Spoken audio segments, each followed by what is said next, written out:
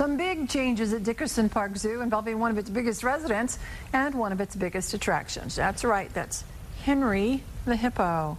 Come on, Henry, come on up here. Here we go. See? He's leaving the zoo, and the annual Spooktacular has also been canceled. KY3's Dustin Hodges explains why.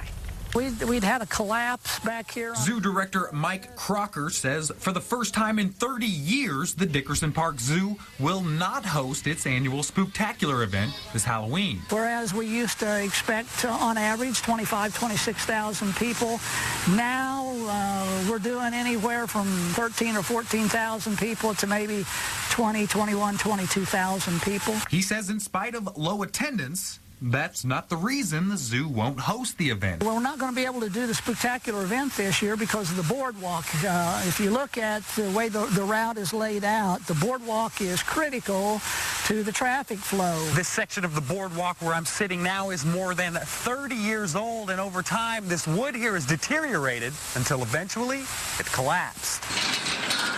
The problem is, without the boardwalk, we don't have accessible routes.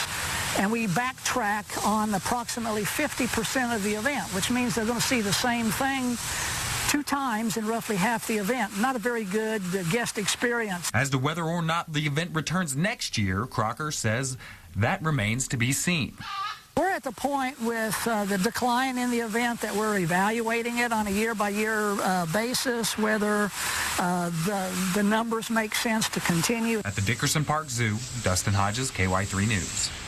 As for Henry, the hippopotamus will be moving to the Cincinnati Zoo early next year, but you can still see him on his farewell tour this summer and fall out there at Dickerson. Now to